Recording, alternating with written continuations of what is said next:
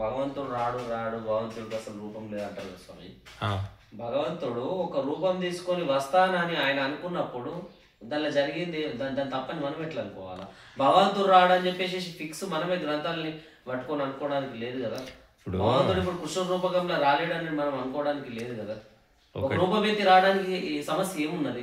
భగవంతుడు ఆయన సొంత గూటి ఇది, ఆయన రావాలనుకుంటే వస్తాడు, రావాలనుకుంటే రాడు అని అనుకోవచ్చు కదా స్వామి. ఇప్పుడు భగవంతుడు వస్తాడంటే పుడతాడని కదా మీరు అదే పుడతాడు.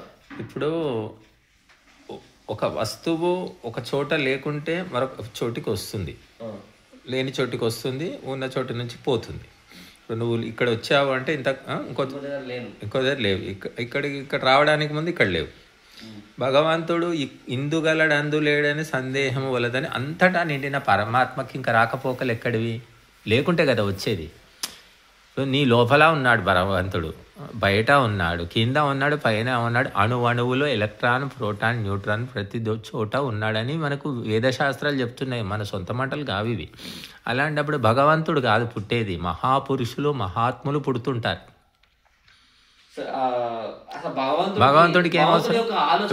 ఇప్పుడు ప్రధానమంత్రి మోడీ ఉన్నాడు, నీకు ఏదైనా సాయం చేయాలంటే మోడీ రావాలన్నా నీ ఊరికి, నీ ఇంటికి రావాలన్నా?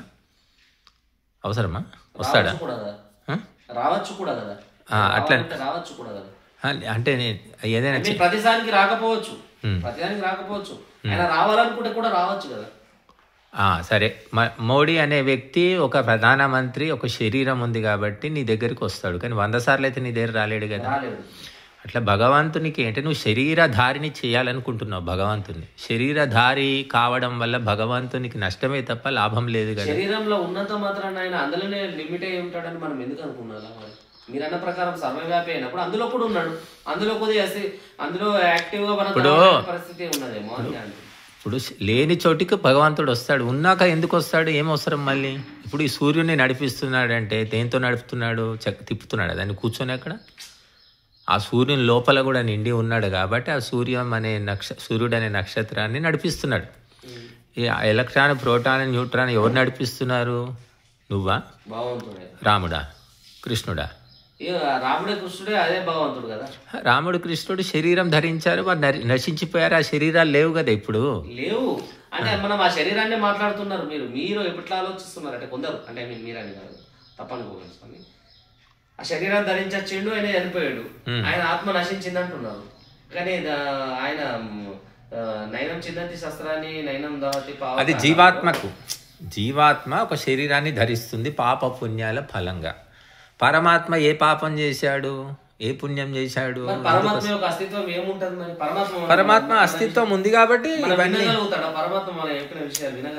పరమాత్మ అస్తిత్వం లేదే నీకు జన్మ ఎట్లా వచ్చింది? ఈ ప్రపంచం ఎట్లా నడుస్తుంది? ఇదంతా ఈ జీవకోటికి పాలన పోషణ ఎట్లా జరుగుతుంది? మీరన్నట్టు ఒక సిస్టమ్ ను డెవలప్ చేసి వదిలేసేసిండు. ఇప్పుడు ఉదాహరణకు మీరన్న పరమాత్మనే అనుకుందాం. పరమాత్మని ఇప్పుడు మీరు ఎట్లయితే మా సామాన్యులు మనం ఒక తరానికి జన్మనిస్తాం, వాళ్ళు ఇంకో తరాన్ని జన్మనిచ్చుకుంటూ పోతారు, ఒక తరానికి నుంచి ఒక తరానికి జన్మనిచ్చుకుంటూ పోతారు.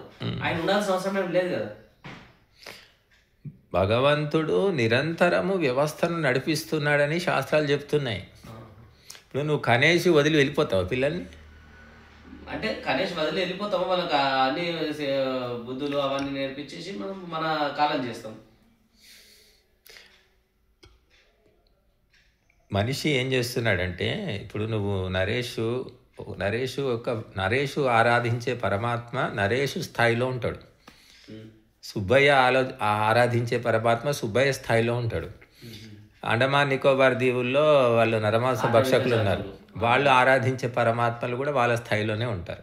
అయితే మహాత్ములు మహాపురుషులు చెప్పిన స్థాయిని తెలుసుకోవాలి, అందుకోవాలంటే ఈ బుద్ధిశుద్ధి కావాలి, సంస్కారాలు కావాలి, సద్గుణాలు కావాలి, ఆచరణ అవి లేవు. కాబట్టి మనం ఏం చేస్తున్నామంటే, అంటే సామాన్య మానవుడు తన స్థాయికి భగవంతుని దిగజార్చుకొని అక్కడికి ఆగిపోతున్నాడు.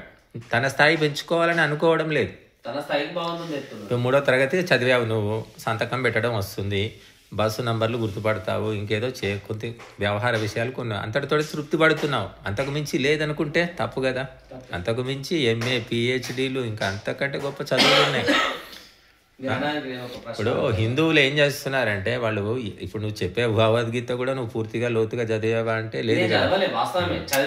అంటే అందరూ హిందువులు చేసే పని ఏంటంటే చదవడం పక్కన పెట్టేశారు, శాస్త్రాల ప్రమాణం పక్కన పెట్టేసి వాళ్ళ బుద్ధికి ఏది తోస్తే అది చేసుకుంటూ పోతున్నారు. లేదా వాళ్ళు నమ్మిన గురువులు, ఆ గురువులు ఎలాంటి వాళ్ళో మనకు తెలియదు. మీరు అన్నట్టు ఇప్పుడు ప్రతి ఒక్కళ్ళు అంత డెప్త్గా లోతుగా వెళ్ళే అవసరం లేదు. డెప్త్గా వెళ్ళమని చెప్పట్లేదు. మహర్షులు ఎవరైతే మనకు పూర్వీకులు ఉన్నారు, నిన్నమన్న పుట్టిన ఈ పొట్ట నింపుకునే గురువుల గురించి కాదు. మహర్షులు రాసిన గ్రంథాలు ఉన్నాయి, యోగ దర్శనం ఉంది, సాంఖ్య దర్శనం ఉంది, మీమాంసా దర్శనం ఉంది, 11 ఉపనిషత్తులు ఉన్నాయి. మహర్షులు అంటారు స్వామి. ఇప్పుడు మన ఈ నా పేరేం పేరు విశ్వామిత్రుడు ఉన్నాడు. మహర్షులు విశ్వామిత్రుడు ఎన్ని చెడ్డ పనులు చేసిండు. ఏం చేశాడు? ఇప్పుడు ఉదాహరణకు ఆ వశిష్ఠుడిని చంపడానికి ప్రయత్నం చేస్తాడు. నేను చదివిన ప్రకారం అయితే వశిష్ఠుడిని చంపడానికి ప్రయత్నం చేస్తాడు, కోపాగ్ని అవుతాడు, శకుంతలను కన్న తర్వాత వదిలేసిపోతాడు. సో ఇవన్నీ ఒక గొప్ప వ్యక్తికి ఉండాల్సిన లక్షణాలు. అయితే ఒకటి ఏం జరిగిందంటే భారతదేశంలో ఈ భ్రష్టులైన బ్రాహ్మణులు ఏం చేశారంటే నారదుడు, విశ్వామిత్రుడు, వశిష్ఠుడు, కశ్యపుడు ఇలాంటి గొప్ప గొప్ప మహర్షులు, పతంజలి, వ్యాసుడు, వీళ్లకు రకరకాలైనటువంటి చిత్ర విచిత్రమైన కథలు కల్పించి పెట్టారు. ఇప్పుడు ఒక ప్రధానమంత్రి కావాలంటేనే ఎంతో క్యారెక్టర్ ఆలోచిస్తున్నాం మనం. ఒక ఆఫీసర్ కావాలంటే కూడా ఎంతో కొంత క్యారెక్టర్ అవసరం కదా. మహర్షి స్థాయికి పోవాలనే వాడికి క్యారెక్టర్ లేదు. క్యారెక్టర్ లేనటువంటి చరిత్రలు వీరు కల్పించడం వల్ల ఏమైందంటే మహర్షులంతా కూడా నీచులు, భ్రష్టులు అనే ఎలా వాస్తవం అవుతుంది కథలు కల్పిస్తే? మనకు శాస్త్రాలు చెప్తున్నాయి ఒక మహర్షి కావాలంటే ఒక 4 వేదాలు చదివిన వ్యక్తి కంటే కూడా గొప్ప స్థాయి అని చెప్తుంది. చతుర్వేదాత్ ఋషి అత ఊర్ధ్వ దేవ. దేవత అని పూజిస్తున్నామంటే ఎంతో గొప్ప క్యారెక్టర్ ఉన్న వాళ్ళని దేవతలను పూజిస్తున్నాం మనం. అటువంటిది మహర్షులు, రాముడు పోయి వశిష్ఠుడు, విశ్వామిత్రుడు దగ్గర కదా విద్య నేర్చుకుంది, వాళ్లకు నిరంతరం మొక్కింది. మరి వాళ్ళ స్థాయి ఎంత ఉంటే మొక్కుతాడు? అటువంటి వ్యక్తుల గురించి నీచమైన కథలు. కాంట్రడిక్షన్ ఇది ఏంటంటే ఇప్పుడు ఇట్లా మన శాస్త్రం చెప్తున్నది, అట్లా మన శాస్త్రం చెప్తున్నది. రాముడే నేర్చుకునేంత గొప్ప వ్యక్తిగా మాట్లాడిన వ్యక్తిని అట్ ద సేమ్ టైం శకుంతలని కని వదిలేసినంత క్షుద్ర హృదయం కలిగిన వ్యక్తి అని చెప్పినప్పుడు మనం ఎట్లా అర్థం చేసుకోగలగాలి చెప్పి ఒక మనిషిగా దాన్ని. అదే మనకు చిక్కటి పాలు, నీళ్లు కలిపని పాలు, అసలైన పాలు ఏంటో నీకు టేస్ట్ తెలిస్తే నకిలీ పాలను, నీళ్లు కలిపిన పాలను గుర్తుపడతావు. నీకు అసలు చిక్కటి పాలే తెలియదు కదా. ఉత్తమ అసలు మహర్షి అంటే శాస్త్రాలు ఏ నిర్వచనం చెప్తున్నాయి, దేవతలు అంటే ఏ నిర్వచనం చెప్తున్నాయి. ఇప్పుడు మనము పాలు అంటాం, ఆవు పాలు, మేక పాలు, అన్ని పాలు తెల్లగానే ఉంటాయి. కానీ వాటి ఏ పాలు ఏంటో లక్షణాలు ఉన్నాయి. పాల లక్షణం వేరు, పెరుగు లక్షణం వేరు, నెయ్యి లక్షణం వేరు. అట్లాగా మనకు శాస్త్రకారులు అన్నీ కూడా చెప్పారు. మహర్షులు అంటే ఎవరు, తపస్సులు అంటే ఎవరు, యోగి అంటే ఎవరు, ఒక సజ్జనుడు అంటే ఎవరు, ఇవన్నీ కూడా చెప్పారు. అవన్నిటికి విరుద్ధంగా చరిత్ర ఉన్న వాళ్ళని మహర్షి అని ఎలా అంటాం మనం? అలాంటి వ్యక్తులు సృష్టి రహస్యాలను ఎలా తెలుసుకోగలుగుతారు, ఎలా భగవంతుని యొక్క అనుగ్రహాన్ని పొందగలుగుతారు అనే ఒక కామన్ సెన్స్తో ఆలోచించాలి మనం. కాబట్టి మహర్షుల పేరు మీద రకరకాలైనటువంటి నీచమైన కథలు అల్లి పెట్టారు. ఇప్పుడు 18 పురాణాలు ఉన్నాయి. 18 పురాణాల్లో ఒక పురాణానికి ఇంకొక పురాణం వ్యతిరేకం. ఒక పురాణంలో చెప్పింది ఇంకో పురాణంలో ఖండిస్తారు. ఎక్కడా కూడా కలవు పురాణాలు. అదే వాస్తవమా అంటే మరి ఇప్పుడు వేదాలు, ఉపనిషత్తులు, దర్శనాలు ఇవి చెప్పినటువంటి పరమ సత్యాల కంటే పురాణాలు చెప్పడం లేదు. కాకపోతే భ్రమలో పడేస్తున్నాయి. అసలైనటువంటి గ్రంథాలను చదవకపోవడం వల్ల, ఈ పురాణాలు కథల రూపంలో ఉండడం వల్ల చదివి బుర్రపాడు చేసుకుంటున్నారు. దరిద్రం ఎక్కడికి దాపురించిందంటే వేదాలని పక్కకు పెట్టేసేసి, అంటే ఐ మీన్ దరిద్రం అంటే నేను వేరే అంటలే, మన మా రామాయణ మహాభారతాలు అయితే ఒకటి నాన్న, ఇప్పుడు పిల్లలు చెప్పినట్టు వినట్లేదని కొన్ని కథలు చెప్తాం, ఏదో ఒకటి పాటలు పాడుతాం పిల్లలకి, లేకపోతే ఏదో ఒక వస్తువు తెచ్చి వాడికి ఇస్తాం, వాడిని బుజ్జగించి చెప్పినట్టు వినేటట్టు చేసుకోవడానికి ప్రయత్నం చేస్తాం. అలాగా వేదాలు ఉపనిషత్తులు విషయాలు అర్థం కానప్పుడు ఈ పురాణాలు పుట్టాయి, అర్థం చేయడానికి కథల రూపంలో తెలియజేయడానికి. కాకపోతే ఆ కథలు ఏమైపోయినాయంటే రాను రాను రాను రాను ఇంకా మరీ అతిగా మారిపోయాయి, ముదిరిపోయాయి అన్నమాట. అసలు లక్ష్యం పోయేసి అంటే వేదాలు చెప్పిన సత్యాలను ప్రతిపాదించడం మానేసి పక్కదారి పట్టిపోయినాయి పురాణాలు. దానివల్ల మొత్తము సమాజం అంతా భ్రష్టు పట్టింది. పురాణాల్లో ఉన్నటువంటి కథలు, పురాణాలు పుట్టింది ఎందుకంటే వేదాలలోని సత్యాలను ప్రజలకు అవగాహన కలిగించడానికి కథారూపకంగా తెలియజేయడం. ఇప్పుడు చిన్నప్పుడు మనం చదివాం, అవి పంచతంత్రం కథలు చదివాం. అంటే అందులో ఆవు, నక్క, తోడేలు, మేక, గుర్రము, గాడిద అన్నీ మాట్లాడుతుంటాయి. అవి నిజంగా మాట్లాడతాయా? ఎందుకంటే పంచతంత్రము జంతువులను పాత్రలుగా తీసుకొని కథారూపకంగా మనకు క్యారెక్టర్ బిల్డింగ్ అనేది ప్రధానం. అట్లాగనే వేదాలలో చెప్పిన సత్యాలను అర్థం చేయించడానికి పురాణాలు రాశారు.